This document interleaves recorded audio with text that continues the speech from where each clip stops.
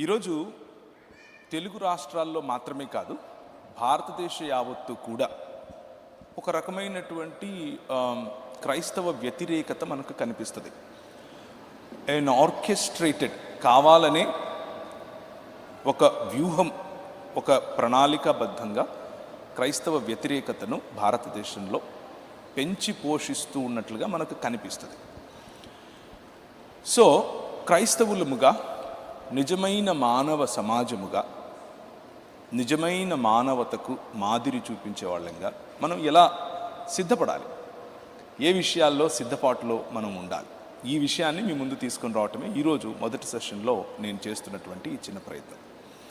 ఈ ప్రయత్నంలో దేవుని వాక్యంలో నుంచి మనం ఏ విధంగా ప్రిపేర్డ్గా ఉండాలి అన్న విషయాన్ని మీకు తెలియజేసే ప్రయత్నం చేస్తాను. అయితే మీకు తెలియదు అని కాదు నా ఉద్దేశం, మీకు తెలియదు కాబట్టి నేను చెప్తాను మీరు వినండి అన్నది నా ఉద్దేశం కాదు. కానీ కలిసి కొన్ని విషయాలు మనం చర్చించుకుంటే, మళ్ళీ ఒకసారి మనకు ఆల్రెడీ తెలిసిన విషయాలనే నెమరు వేస్తే మనం ఇంకొంచెం స్పష్టంగా మనం చెప్పాలనుకుంటున్న సందేశాన్ని, మన జీవన విధానాన్ని, మనం ఎందుకు, మన హోప్ ఏమిటి, ఆ నిరీక్షణను ప్రజల ముందుకు తీసుకెళ్లేందుకు ఇంకొంచెం బెటర్గా పనిచేయగలుగుతాం.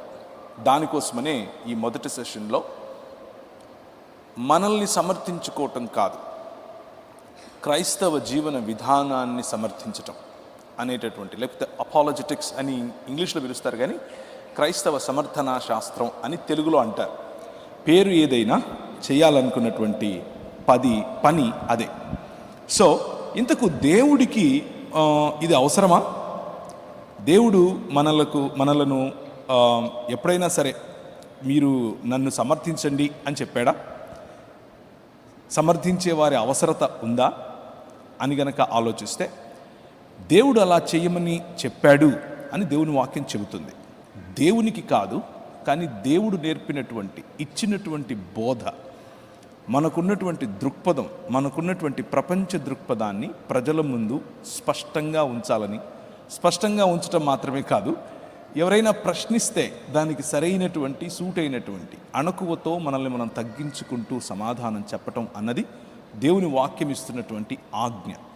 ఆ ఆజ్ఞ ఉంది కాబట్టి మనం కేవలం నోరు పారేసుకుని ఇటు అటు అరవటం కాదు, కేవలం మనకు ఎదురొచ్చిన వాళ్ళు, అడ్డొచ్చిన ప్రతి ఒక్కరిని మనం ఇష్టం వచ్చినట్టు మాట్లాడాలి అనేది కాదు, ఆర్గ్యుమెంట్స్లోకి వెళ్ళటం కాదు, మనిషిని గెలుచుకోవటం కోసం సరైన రీజన్ చెప్పటం, సరైన రీజనింగ్తో ప్రజలను ఆకట్టుకోవటం, ఈ పనినే మనం చేయాలి. నేను నా ప్రజెంటేషన్ మీకు కనిపిస్తుందని అనుకుంటున్నాను. కనిపిస్తుందా? Right, thank you. సో దేవుణ్ణి సమర్థించే అవసరత లేదు మనిషి నుంచి. కానీ మనిషికి, మనకు, సంఘానికి దేవుడు ఇచ్చినటువంటి ఆజ్ఞ ఏమిటి అని అంటే, ఆయన మార్గాన్ని, ఆయన దృక్పథాన్ని ప్రజల మధ్యకు తీసుకుని వెళ్ళినప్పుడు, ప్రజలు ప్రశ్నించినప్పుడు సరైన పద్ధతిలో సమాధానం చెప్పాలి. అలా చెప్పటానికి మనం సిద్ధపడాలి. ఇక్కడ వాడబడినటువంటి పదం బైబిల్ గ్రంథంలో అపలోగియా అన్న పదం. అపలోగియా అనంటే టు గివ్ రీజన్, కారణం చెప్పటం, హేతువు చూపించటం. మన దేవుడు హేతువు ఇచ్చే దేవుడు, హేతువు ఇవ్వమని చెప్పే దేవుడు. గుడ్డిగా నమ్మండి అని చెప్పే దేవుడు మన దేవుడు కాదు. ఈరోజు ఈ ఉదయం యువతులు చాలామంది మనందరం కూడా ప్రిపేర్డ్గా ఉండాలి అని దేవుని వాక్యం చెప్తోంది. దేవుని వాక్యంలో నుండే ప్రిపేర్ అవ్వాలి. దేవుని వాక్యం మనకు ఒక ఫౌండేషన్ లాగా ఉండాలి, గట్టిగా మనం దాని మీద నిలబడగలగాలి. అందుకనే మనం దేవుని వాక్యంలో నుంచే అసలు ఎందుకు మనం ఇలా ప్రిపేర్ అవ్వాలి అని చెప్పటం కోసం మొదటి పేతురు పత్రిక తీయండి. మొదటి పేతురు 3వ అధ్యాయం 15-16 వచనాలు.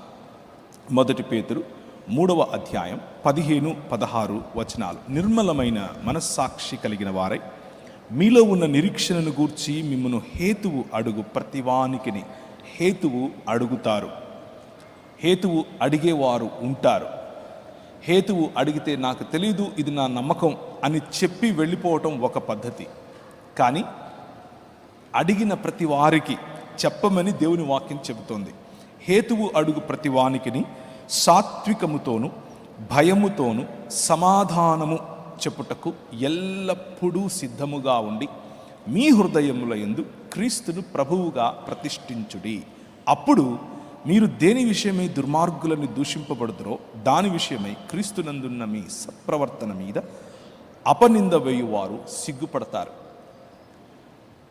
చాలామంది ఈరోజు క్రీస్తు యొక్క అనుచరులను అపనిందల పాలు లేకపోతే అభాండాలు వేయటం, క్రీస్తును 3 మేకులు పీక్కోలేని వాడని, శవమని, మనం చెబుతున్నది శవవార్త అని, ఇది సువార్త కాదు శవవార్త అంటారు.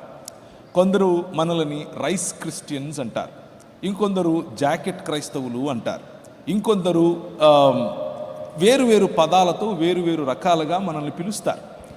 పిలవటానికి గల కారణం మీకు తెలుసు. అప్పుడప్పుడు క్రైస్తవ సమాజం నుంచి కూడా ఇవ్వాల్సినటువంటి బెస్ట్ ఎగ్జాంపుల్స్ రావు, కాబట్టి వాళ్ళని చూసి అలా అంటారు. కానీ దేవుని వాక్యం ఏం చెప్తుంది అనంటే, శ్రేష్టమైనటువంటి ఈ మార్గం, నిజమైన మానవత అనేటటువంటి ఈ మార్గం, ఆ మార్గానికి మనకున్నటువంటి నిరీక్షణ, ఆ నిరీక్షణకు హేతువు ఇవ్వాలి. హేతువు అడిగినప్పుడు చెప్పాలి, దానికి సరైన ప్రిపరేషన్ ఉండాలి. మనం నడుస్తున్నటువంటి ఈ మార్గం ఇదొక మతం కాదు. క్రీస్తు ప్రభువుగా ప్రతిష్ఠించుకోవటం అనంటే, క్రీస్తు అన్న పదం నా పదం తర్వాత నా పేరు తర్వాత నాకు ఈ విధంగా అయితే ఇంటి పేరుందో, అలా జీసస్ అన్న పేరుకు క్రైస్ట్ అనేది ఇంటి పేరు అని అమెరికాలో 48 మంది పిల్లలు ఓటేశారట. 100 మందిలో 100 మందిని అడిగితే 48 మందికి పైగా క్రైస్ట్ బహుశా ఆయన ఇంటి పేరేమో అని చెప్పారట.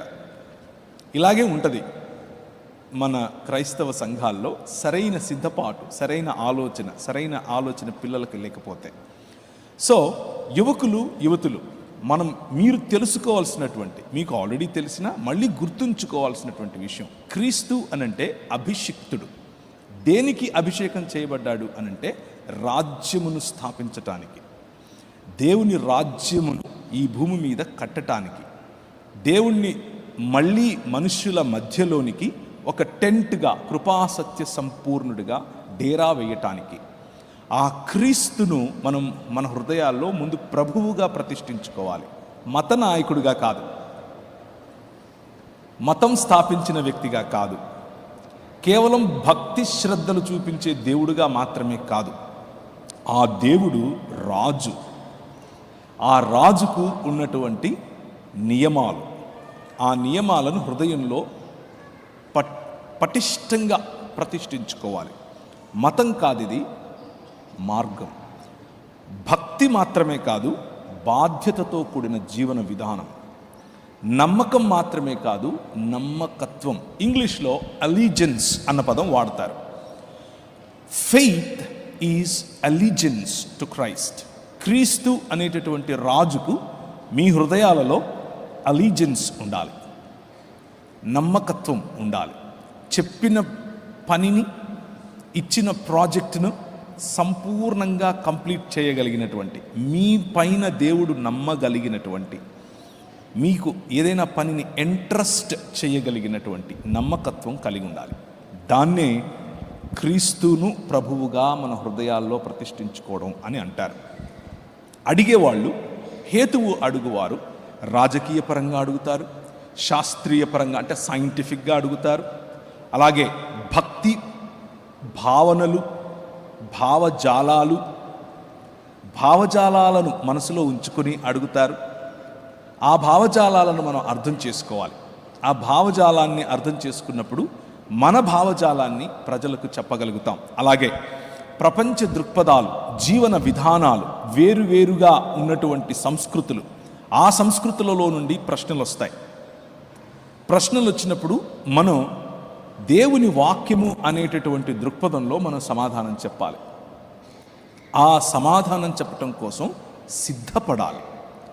సిద్ధపాటు అన్నది చాలా ఇంపార్టెంట్. ఈ రోజుల్లో మీరు గనక యూట్యూబ్ వగైరాలు చూస్తే, ఫేస్బుక్, ఇన్స్టా వగైరాలు చూస్తే సిద్ధపాటు లేకుండా ఏదో చెప్పటానికి, ఏదో అలా దాటివేయటానికి, లేకపోతే తెలియనిది తెలిసినట్లుగా చెప్పటానికి చేసే ప్రయత్నాలు ఎక్కువ కనిపిస్తాయి.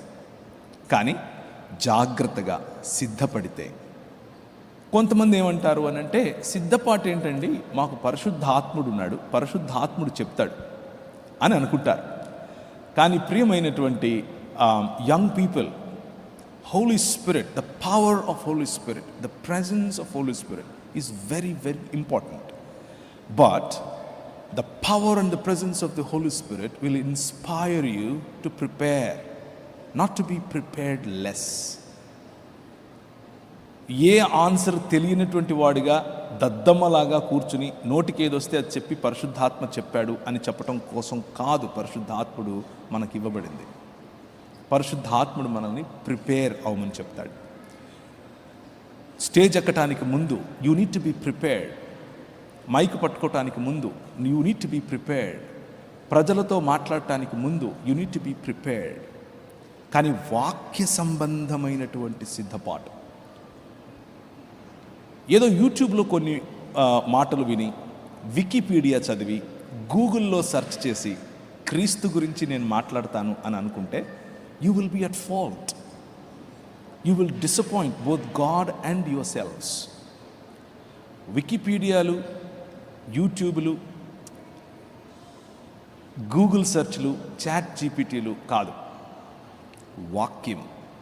దేవుని వాక్యంలో మీ వేళ్ళూరాలి. దేవుని వాక్యంలో స్థిరంగా మీరు నేర్చుకోవాలి. ప్రార్థనతో కూడిన సిద్ధపాటు, ఎల్లప్పుడూ సిద్ధంగా ఉండటం. అన్నీ తెలిసి ఉండాలి అని నేను చెప్పట్లేదు, తెలిసిన కొద్దిగా అయినా సరే కాన్ఫిడెంట్గా తెలిసి ఉండాలి. కాన్ఫిడెంట్గా నేర్చుకోవాలి, కాన్ఫిడెంట్గా ప్రజలతో మాట్లాడగలగాలి. ఇలా సిద్ధపాటు కలిగి ఉండటాన్ని అపాలజెటిక్స్ అని పిలుస్తారు. సో ద ఫస్ట్ సెషన్, ఈ ఫస్ట్ సెషన్ నాకున్న ప్రైమరీ ఫోకస్ ఏంటంటే, మీరు అపాలజెటిక్స్ అన్నది అదేదో గ్రీకు తత్వశాస్త్రమో లేకపోతే ఇంకేదో అని అనుకుండేరు పొరపాటున. ఇంతకుముందు అపాలజెటిక్స్ అని అంటే కేవలం ఇంగ్లీష్ మాట్లాడేవాళ్ళు, రూమ్లో కూర్చొని 4-5 మాటలు, ఎవరికి సువార్త చెప్పరు, ఏమీ లేదు, కేవలం 4-5 మాటలు ఇంగ్లీష్లో మాట్లాడుకొని వెళ్ళిపోయేవాళ్ళు ఉండేవాళ్ళు. అలా కాదు, తెలుగు భాషలో, మన సంస్కృతిలో, మన దేశంలో, భిన్న మతాల మధ్య మనం కూర్చుని ప్రభు అయిన యేసు క్రీస్తు యొక్క దేవత్వాన్ని, ప్రభు అయిన యేసు క్రీస్తు యొక్క ప్రభుత్వం ధైర్యంగా చేయగలగాలి, అందరి ముందు చేయగలగాలి. సో మన ఉద్దేశం ఏంటి? మన ఉద్దేశం నేను నిలబడుకుని నాకు ఇంత జ్ఞానం ఉంది చూడు అని చూపించుకోవటం కోసం కాదు. మన ఉద్దేశం నేను ఇంత మాటకారిని చూడు అని ప్రజల ముందు చెప్పుకోవడం కోసం కాదు. మన ఉద్దేశం వాదనను గెలవటం కాదు. మన ఉద్దేశం వ్యక్తిని గెలవటం. మన ఉద్దేశం ప్రేమను చాటి చెప్పటం. మన ఉద్దేశం మన రాజు, ఆ రాజుకు తగినటువంటి మాటలను చెప్పటం, ఆ రాజుకు తగినటువంటి హుందాతనంతో క్రీస్తు ప్రేమను చెప్పటం. హుందాతనం మర్చిపోయి లోకల్గా చాలా చిన్న మెదడుతో తప్పుడు భాష మాట్లాడుతూ ఎవరైనా మీతో మాట్లాడితే వాళ్ళకు మళ్ళీ మీరు అలాగే తప్పుడు భాషతో, చిన్న మెదడుతో మీరు ఇంటరాక్ట్ అయితే you are not representing your king. మీరు మీ ప్రభువును, మీ రాజును మీరు రిప్రజెంట్ చేయటం లేదు. అక్కడ సరిగ్గా రిప్రజెంట్ చేయాలి. You need to be prepared to do that. సమాజాన్ని తిట్టడం కాదు అపాలజెటిక్స్ అని అంటే, వివిధ మతాలను తిట్టడం కాదు అపాలజెటిక్స్ అని అంటే, క్రీస్తును సరిగ్గా రిప్రజెంట్ చేయటం, ఆయన భావజాలాన్ని సరిగ్గా రిప్రజెంట్ చేయటం, అలాగే మన నిరీక్షణను గూర్చి రిప్రజెంట్ చేయటం. ఇంతకు మనకున్న నిరీక్షణ ఏంటి, మనకున్న హోప్ ఏంటి అని గనక ఆలోచిస్తే, పేతురు గ్రంథం మళ్ళీ తీయండి, 2 పేతురు 3వ అధ్యాయం 13వ వచనం. మనకున్న నిరీక్షణ చాలాసార్లు కొంతమంది, అందరూ కాకపోయినా కొందరు, చెప్పిన సువార్త యొక్క ప్రధాన ఉద్దేశం ఈ ప్రపంచాన్ని విడిచిపెట్టి ఇంకెక్కడికో వెళ్ళిపోవటం అని అనుకుంటారు. ఏదో కొత్త లోకం ఉంది, ఆ లోకంలోనికి వెళ్ళిపోవటం అని అనుకుంటారు. బైబిల్ గ్రంథం యొక్క సారాంశం మీరు ఈ లోకాన్ని విడిచి వెళ్ళిపోవటం కాదు, బైబిల్ గ్రంథం యొక్క సారాంశం క్రొత్త ఆకాశము, క్రొత్త భూమి. బైబిల్ యొక్క సారాంశం దేవుని సన్నిధి మన మధ్యకు వచ్చి నివాసం చేయటం. అది మనకున్నటువంటి హోప్. అందుకనే మనం మతం ప్రజలం కాదు. మన మార్గము నూతన ఆకాశం, నూతన భూమి. Transformation of societies, transformation of nations, transformation of heavens and earth. భూమి ఆకాశములను రూపాంతరము చెందించి క్రొత్తగా చేసేటటువంటి ప్రాజెక్టులో, పునరుత్థానము చెందించేటటువంటి ప్రాజెక్టులో ప్రభు అయిన యేసు ఉన్నాడు. మీ రాజు ఉన్నాడు. ఆ రాజు అనుచరుడు వినువు, ఆ రాజు ప్రతినిధి వినువు. ఆ ప్రాతినిధ్యం అయినను మనం ఆయన వాగ్దానమును బట్టి క్రొత్త ఆకాశముల కొరకును క్రొత్త భూమి కొరకును కనిపెట్టుచున్నాము.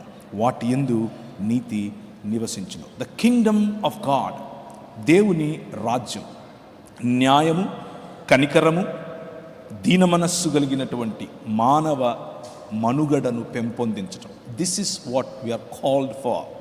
మతం చెప్పటం కోసం కాదు. Apologetics is not about propagating a religion.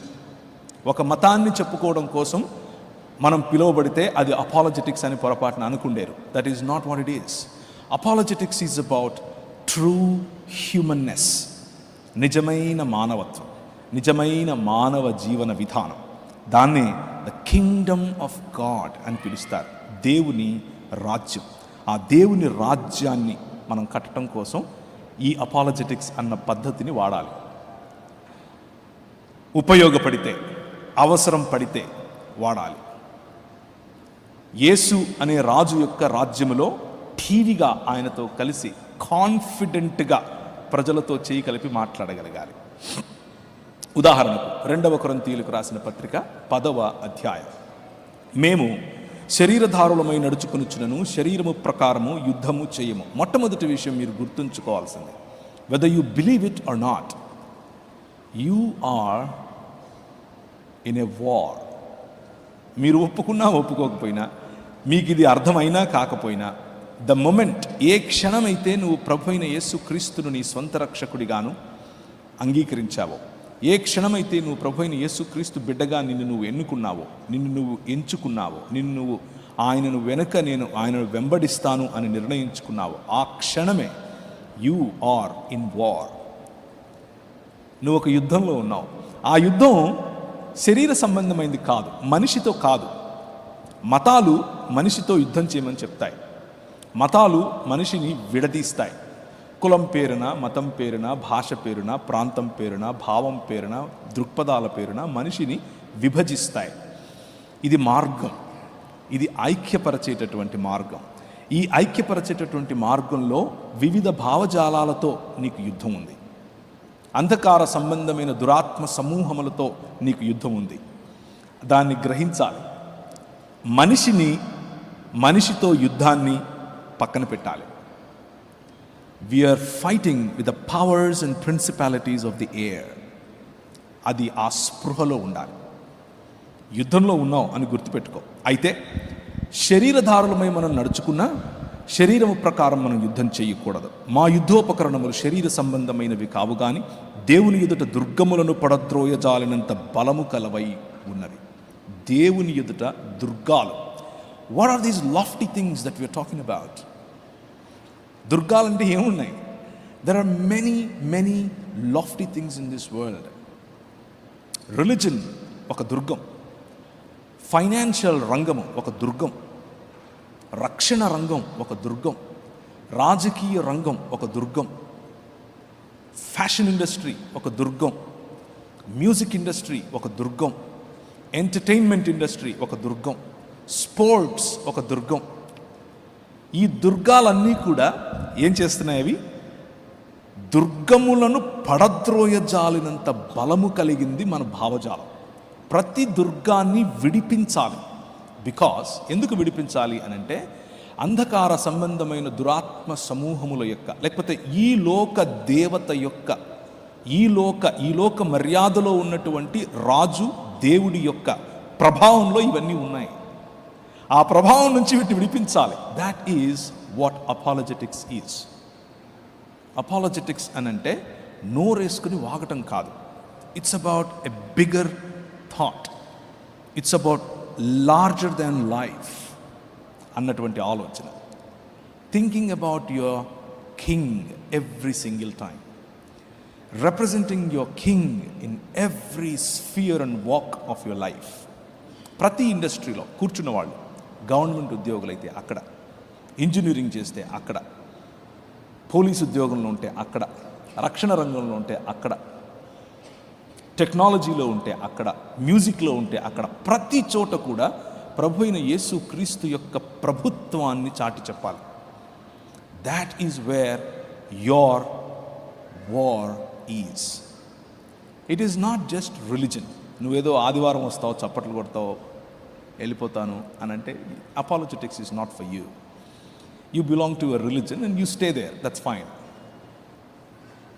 But if నువ్వు ఈ మతానికి పైగా క్రీస్తు అనే రాజుకు అనుచరుడిగా, క్రీస్తు అనే రాజుకు ప్రతినిధిగా బ్రతకాలి అని అనుకుంటే, మేము వితర్కములను, దేవుని గూర్చిన జ్ఞానమును అడ్డగించు ప్రతి ఆటంకమును పడద్రోసి ప్రతి ఆలోచనకు క్రీస్తుకు లోబడినట్లు చెరపట్టి మీరు సంపూర్ణ విధేయత కనపరుచినప్పుడు సమస్తమైన అవిధేయతకు ప్రతిదండన చేయ సిద్ధపడి ఉన్నాము అని పౌలు అంటున్నాడు కదా. This is the call. సమస్తమైన అవిధేయత, ప్రతి అవిధేయత. It is not just about నువ్వు ప్రార్థన చేయలేదే, నువ్వు బైబిల్ చదువుకోలేదే, నీ బట్టలు చినిగిపోయి ఉన్నాయే, నీ కటింగ్ ఏంటి అలా ఉంది. This is not where our focus should be. Our focus should be on much larger things. Thought processes, philosophies, ideologies. Look at your generation Z. మీ జన్ జీలను చూడండి ఒకసారి, మీ పిల్లల్ని, అంటే 2000 తర్వాత పుట్టిన వాళ్ళని ఒకసారి గమనించండి. ఇప్పుడు జెన్ జీ అయిపోయి జెన్ ఆల్ఫా వచ్చేసింది. అది 2020 నుంచి పుట్టిన వాళ్ళందరూ జెన్ ఆల్ఫా కిందికి లెక్క. ఇప్పుడు మళ్ళీ కొత్తగా నాకు ఒకరు చెప్పారు, జెన్ ఆల్ఫా కూడా అయిపోయిందన్న, బీటా వచ్చింది అంటున్నారు. What ever it is, look at them. వాళ్ళ ఆలోచన చూడండి. What kind of influence, using entertainment, using music, using technology, using artificial intelligence. వాళ్ళ ఆలోచనలు ఎలాంటి చోటు ఉన్నాయి అని అంటే, స్కూల్స్లో చెప్పేటటువంటి మాటలు ఏంటి అని అంటే, ఉదాహరణకు జస్ట్ ఉదాహరణ చెప్తాను, చాలా ఉన్నాయి. LGBTQ అనే community, lesbians, gays, bisexual, transgender and queer, 5 రకాలుగా. దీస్ ఆర్ ఆల్ యాక్సెప్టబుల్ అని చెప్తున్నారు స్కూల్స్లో. This is all good. This is embracing diversity. మంచి మంచి పదాలు వాడుతున్నారు, పిల్లల మైండ్స్లో ఇవి చెప్తున్నారు. And as a church, as a representative of king who made, స్త్రీని గాను పురుషుని గాను నరుణ్ణి చేశాడు.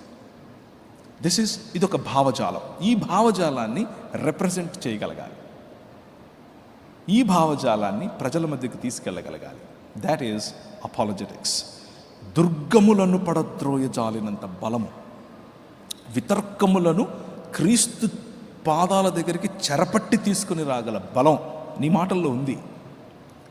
నువ్వు దానికి సంపూర్ణ విధేయత ఈ సమాజంలో క్రీస్తు పట్ల వచ్చేంత వరకు నువ్వు సిద్ధపడాలి, సిద్ధపాటు కలిగి ఉండాలి. కొట్లాడటం కాదు దీని అర్థం రాజు, ఆ రాజు యొక్క you are an ambassador and speak with that dignity, do stuff with that dignity, attempt projects with that dignity. ఆ డిగ్నిటీలో నువ్వు నీ ప్రాజెక్ట్స్ను నువ్వు ఎన్నుకోవాలి. There are 2 types of choices. మీకు 2 చాయిసెస్ ఉన్నాయి. పొద్దున్నే మేము చిన్నప్పుడు మాకు వాటర్ ఇంట్లోకి వచ్చేవి కాదు. మేము వెళ్ళి బిందెలు తీసుకెళ్ళి నీళ్లు పట్టుకొచ్చుకునేవాళ్ళం. మా అమ్మ, అరే పోరా నీళ్ళు తీసుకురా పోరా అంటే, నేను మా అన్న మేమిద్దరం సైకిళ్ళు తీసుకుని వెనక బిందెలు కట్టుకుని వెళ్ళేవాళ్ళం. బిందెలు తీసుకెళ్ళి బిందెలు నింపుకునే దగ్గర గొడవ జరుగుతుంది. మీకు ఎప్పుడని తెలుసా? సంపన్నులుగా మీరుంటే మీకు తెలియదు ఇది. నాలాగా బిలో పావర్టీ లైన్లో పుట్టే మీకు తెలుస్తుంది. మేము వెళ్ళి బిందెలు పెట్టుకొని నీళ్లు పట్టుకునేవాళ్ళం. అక్కడ ఎక్కువగా ఆడవాళ్ళు ఉండేవాళ్ళు. ఆడవాళ్లే కాదు, మగవాళ్ళు కూడా ఉండేవాళ్ళు. అంటే సైకిల్ మీద తీసుకెళ్ళేవాళ్ళు. పిచ్చగా తిట్టుకునేవాళ్ళు. పిచ్చగా కొట్టుకునేవాళ్ళు. ఏది? బిందె నీళ్ళ కోసం. That's one choice.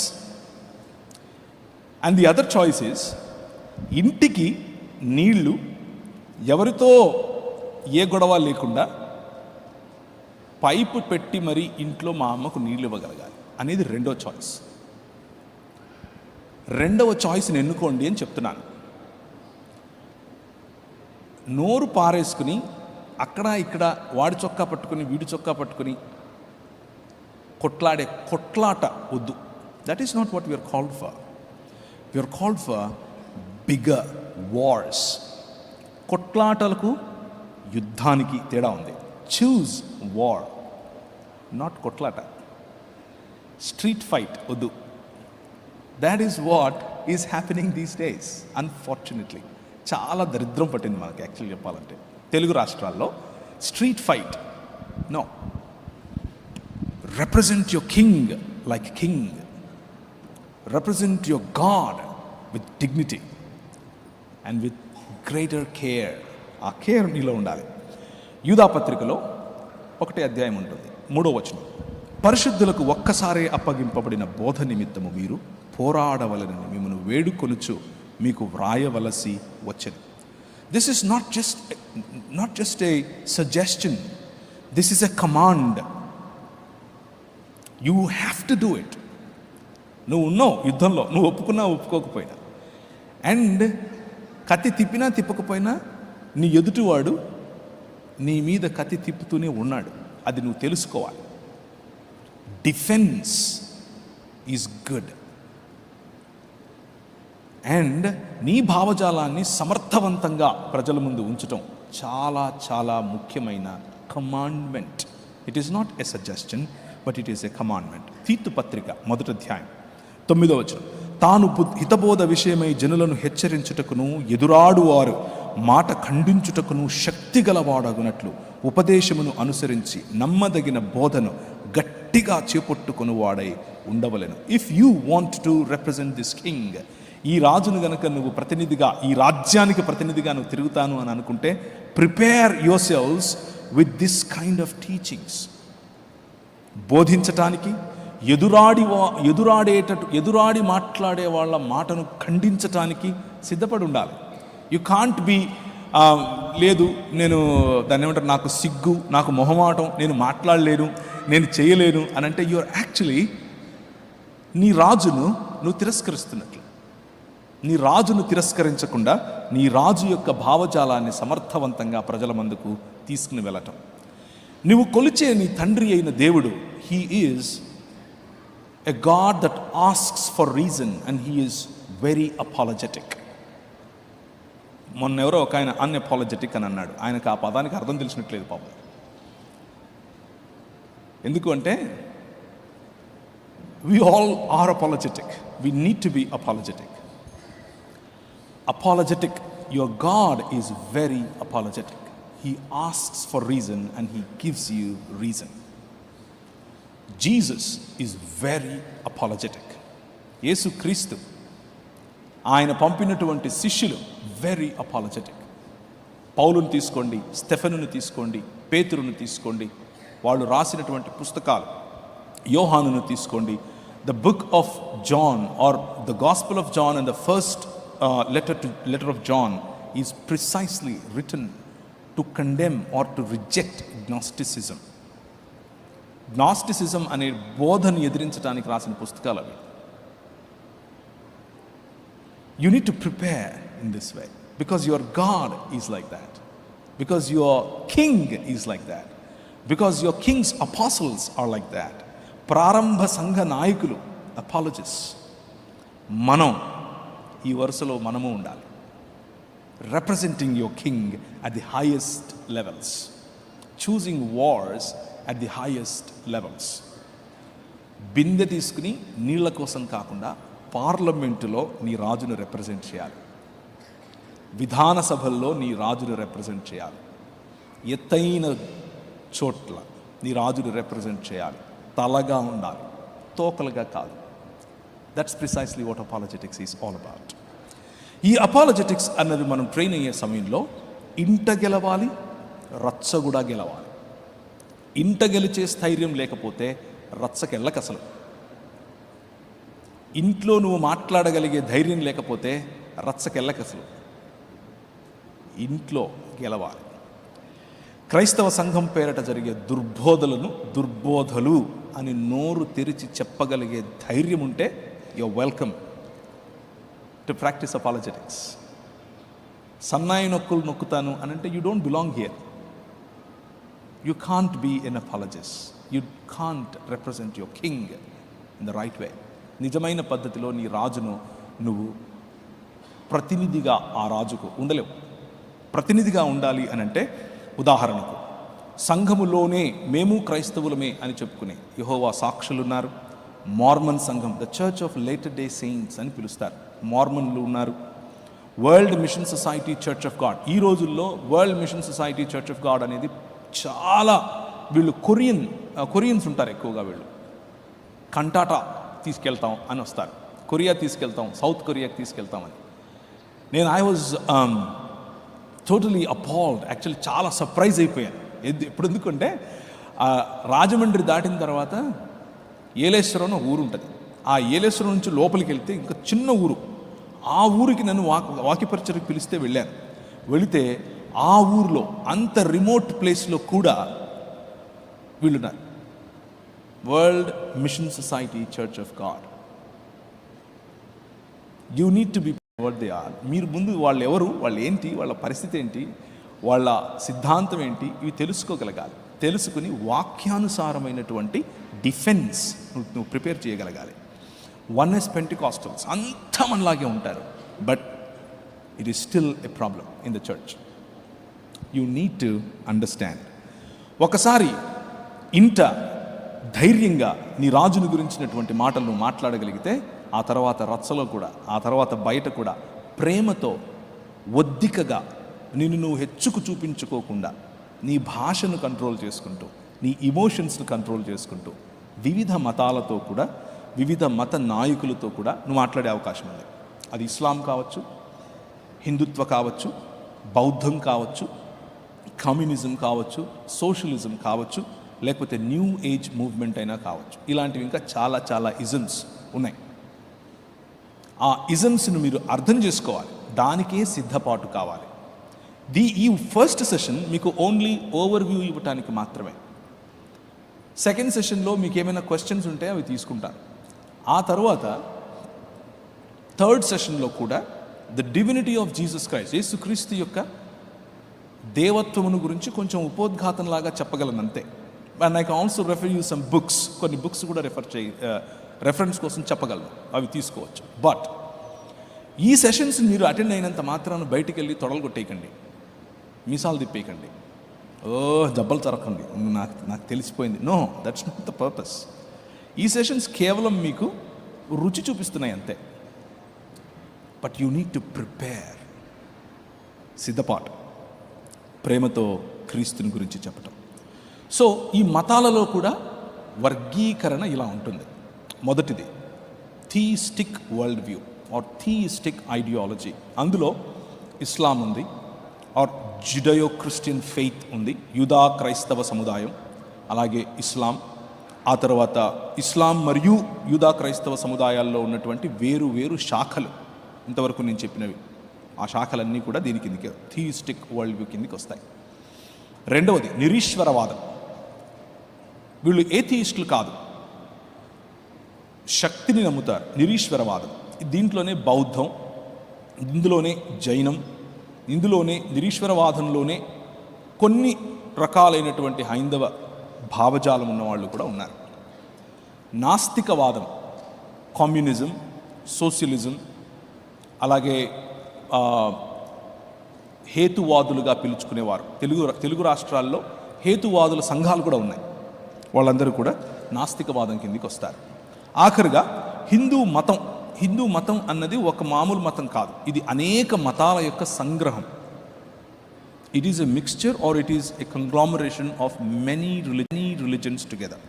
ఇందులో అద్వైతం ఉంది, ద్వైతం ఉంది, విశిష్టాద్వైతం ఉంది, బహుదేవతారాధన ఉంది, కేవలము దాన్ని ఏమంటారు, కొందరు బాబాలను అనుసరించే ఫోక్ రిలిజన్ ఉంది.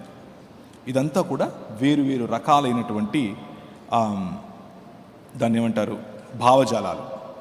ఇకపోతే ప్రధానమైన ఆక్షేపణలు, వీళ్ళు తీసుకొచ్చే ప్రధానమైన ఆక్షేపణలు ఏంటంటే బైబిల్ గురించినటువంటి ఆక్షేపణ, అలాగే క్రీస్తుని గురించినటువంటి ఆక్షేపణ, అలాగే మనం నమ్మేటటువంటి త్రిత్వమును గురించినటువంటి ఆక్షేపణ. ఇది లోపలున్న వాళ్ళు చేసేటటువంటిది మాత్రమే కాదు, బయట ఉన్న వాళ్ళు చేస్తారు. మేము లోపలే ఉన్నాం అని అనుకుంటూ కూడా కొంతమంది వీటిని నమ్మరు.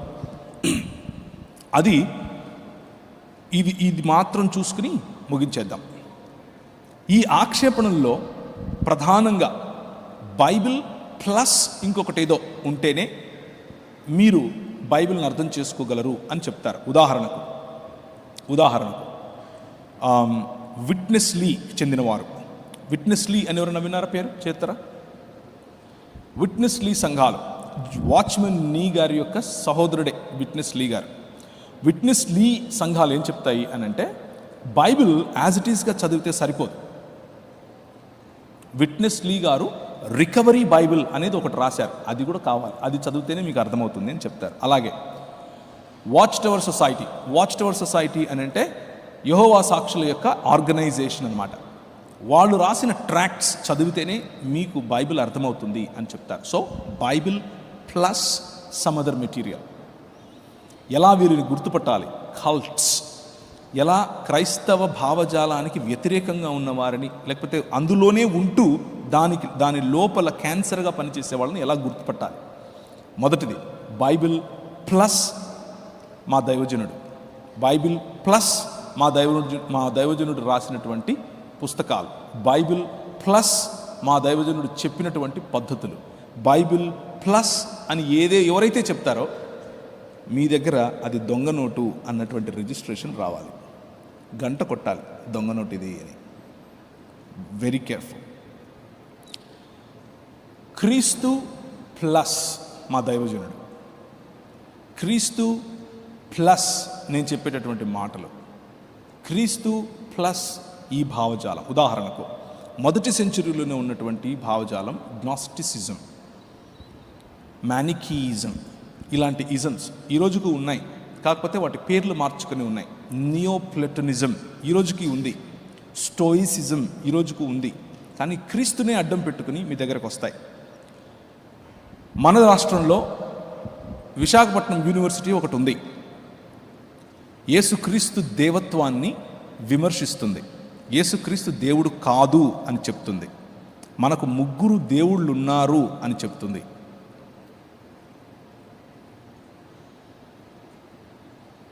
This is wrong. మనం అర్థం చేసుకోగలగాలి.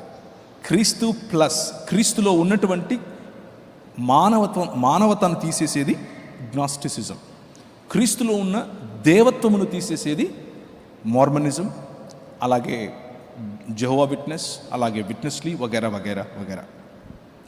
World mission church of God అనేవాళ్ళు క్రీస్తు ప్లస్ కొరియాలో పుట్టిన క్రీస్తు. కొరియాలో పుట్టి ఒక ఆయన క్రీస్తుగా ఉన్నాడు. యెహోవా అంటే ఇంకెవరో కాదు, ఆయన భార్యే. ఆయన భార్య ఇప్పటికీ ఆమె బ్రతికే ఉంది. జాంగ్ జిల్ ఝా అని పిలుస్తారు ఆమె పేరు. ఆమెను నమ్మితేనే మీకు రక్షణ అని చెప్తూ ఉంటారు. అది వెంటనే చెప్పరు, మీరు కొంచెం లోపలికి వెళ్ళిన తర్వాత మెల్లిమెల్లిగా రివీల్ చేస్తారు. ఇలాంటివి పైనుంచి దిగి వచ్చేటటువంటి యెరూషలేంకి ఎవరో కాదు, కొరియాలో ఉన్నటువంటి మా అమ్మగారు అని చెప్తుంటారు. సో బైబిల్ ప్లస్ అని ఎవరైనా అంటే ఇది దొంగ నోటు అని మీకు తెలియాలి. క్రీస్తు ప్లస్ ఆర్ మైనస్, క్రీస్తులో దేవత్వము 100%, క్రీస్తు 100% నరుడు. ఈ రెండిట్లో ఎక్కడ కాంప్రమైజ్ జరిగినా మీకు ఇది దొంగ నోటు అని తెలియాలి. మూడవదిగా త్రిత్వమును నమ్మకపోవటం. The moment somebody comes to you, ఉదాహరణకు విశాఖపట్నం యూనివర్సిటీ చర్చ్ ఆఫ్ క్రైస్ట్గా పిలువబడేవారు, మార్మన్స్, జెహోవా విట్నెసెస్, ఇస్లాం, ఇవేవి కూడా త్రిత్వమును నమ్మవు. ఇవన్నీ కూడా క్రైస్తవంలో నుంచి వచ్చినవే, క్రీస్తును నమ్ముతున్నాం అని చెప్పేవే. You need to be very very careful. ఎందుకు మనం త్రిత్వమును నమ్మాలి? త్రిత్వమును నమ్మకపోతే, దేవునిలో బహుళత్వాన్ని మనం అర్థం చేసుకోకపోతే మన పరిస్థితి ఎంత దయనీయంగా ఉంటుంది అనంటే ఒక్క మాట చెప్పి నేను ముగిస్తాను. క్రీస్తు యొక్క దేవత్వం మనం విడిచిపెట్టాల్సి ఉంటుంది. క్రీస్తు యొక్క మానవత మనం విడిచిపెట్టాల్సి ఉంటుంది. బైబిల్లో ఉన్నటువంటి థియాఫనీ, యేసు క్రీస్తు యొక్క పాత నిబంధన నుంచి ఆయన చూపిస్తూ వస్తున్నటువంటి ప్రత్యక్షతలు మనం చించి పారేయాల్సి ఉంటుంది. ఏ సృష్టి లేనప్పుడు, మనిషి లేనప్పుడు, దేవదూతలు లేనప్పుడు, కేవలం దేవుడు మాత్రమే ఉన్నప్పుడు కూడా యోహాను సువార్త, క్షమించండి, 1 యోహాను 4వ అధ్యాయంలో చెప్పినట్లుగా దేవుడు ప్రేమై ఉన్నాడా? ఎస్. సృష్టి లేనప్పుడు ఆయన ప్రేమేనా? ఎస్. ఎవరిని ప్రేమించాడు అని అడిగితే ఒంటరిగా ఉన్న దేవుడు ఎవరిని ప్రేమిస్తాడు? ఎవరిని ప్రేమించలేడు. ప్రేమించగలిగేటటువంటి క్షమత, ప్రేమించగలిగేటటువంటి ఆ పాసిబిలిటీ బహుళత్వంలో మాత్రమే సాధ్యం. కాబట్టే మనము త్రిత్వ సిద్ధాంతాన్ని నమ్మి తీరుతాం. ప్రకటన సృష్టి జరగక ముందు ఆయన ఎవరికి ఏమని ప్రకటించాడు? ఏం మాట్లాడాడు? ఆయన మూగోడా? నో. కాబట్టే దేవునిలో బహుళత్వం చాలా ఇంపార్టెంట్. అందుకనే మన నమ్మకం తండ్రి, కుమార, పరిశుద్ధాత్ముడు అనేటటువంటి త్రియేక దేవుడిపై నమ్మకం. న్యాయం, ముగ్గురు లేకపోతే అసాధ్యం. కనికరం, బహుళత్వం లేకపోతే అసాధ్యం. మంచితనం, బహుళత్వం లేకపోతే అసాధ్యం. కుటుంబం, బహుళత్వం లేకపోతే అసాధ్యం. సమాజం, బహుళత్వం లేకపోతే అసాధ్యం. దేవుడు కుటుంబముగా, సమాజముగా ఉనికిలో ఉండటం, ఉండి తీరాలి. బైబిల్ అలాగే చెబుతోంది. So prepare yourselves to understand who your God is and how you represent this big God. ఈ గొప్ప దేవుడిని ఎలా, ఈ గొప్ప రాజును నువ్వు ఎలా ప్రతినిధిగా ఈ సమాజంలో ఆయన చెప్పిన మాటలను, ఆయన మార్గాన్ని నువ్వు ఎలా ముందుకు తీసుకెళ్ళగలుగుతావు? ఆ ప్రిపరేషన్ని అపాలజెటిక్స్ అని అంటారు. తలలు వంచుకుంటే ప్రార్థించుకుందాం.